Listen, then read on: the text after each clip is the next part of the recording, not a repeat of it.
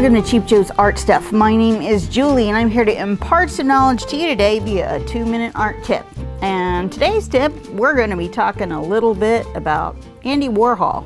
I'm sure that you have heard of Andy Warhol. He was a pop artist and many other things starting as early as the 50s, but had 30-40 years of really prominent, influential work that kind of defined a generation and also kind of defined iconography for our culture for a long time. There is a documentary about Warhol that's airing now on Netflix, which is why I bring this up. It's a very interesting documentary, much more so than I thought it would be. I knew a good bit about Warhol going into it, in that, I was a kid of the 80s, and so I was very aware of him and Keith Haring and Basquiat and that, whole crew. But Warhol was a complicated person, and this documentary delves deep into that. He was kind of distant and kind of aloof and kind of a manipulator of media in the first kind of sense of the word, in that he had his hand in publishing with Interview magazine. He had his hand in film, in that he was producing and generating his own film media and stuff like that, but also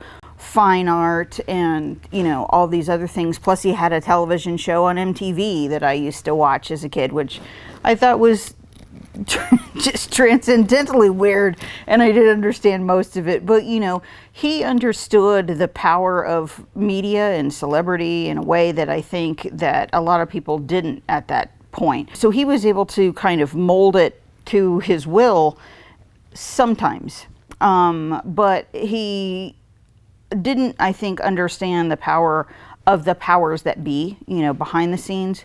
He was a poor kid that was from the really rough side of town and stuff, and came to New York in the late 50s to kind of start his career as a commercial artist and stuff like that. One of the things that became clear to me was that art is so much more than just what's on the canvas or what you're presenting and stuff.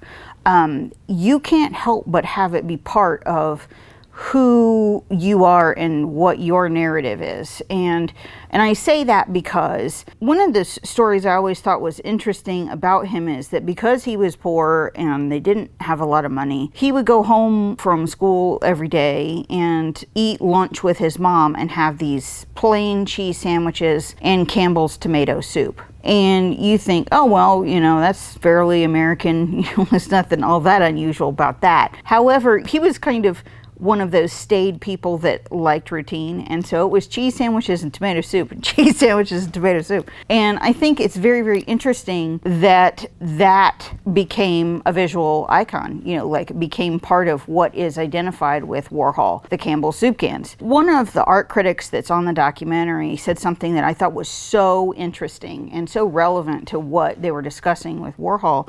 And what he said is, our art isn't where we figure out who we are.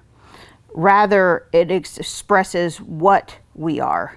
And I think that that's very true. That yes, art, your art and the process of creating is an expression. It is you working through things, whether you think it is or not. But more often than not, what actually ends up out there for people to see is more of who you are actually than what you would like to be aspirationally. And I think the soup cans, I think, are poignant in a way that a lot of people don't understand, because it's about connection and closeness and sharing time and family and all those kinds of things, whether that's what he meant it to be or not. But that's what it is to me. And you see that in so many different areas. He's also partial to Coca-Cola and stuff like that, which is one of those American standard kind of things. But he understood the difference between branding and celebrity and that kind of messaging. And you see that over and over in his work, whether it's Marilyn or Elvis or zebras for any matter. It could be anything, but that kind of reductive messaging, I think, is kind of quintessential And whether he meant to or not, the message came through loud and clear about what's important, you know, connection and those kinds of bonding things that happen over something as simple as a can of Campbell's soup. So check out the documentary on Netflix. I found it to be very, very enlightening and, you know, wonderful to watch. Hope that you found this interesting and maybe a little seed for thought about what it is that you're saying every time you create a piece of art. So thank you for watching, and we hope that you enjoy.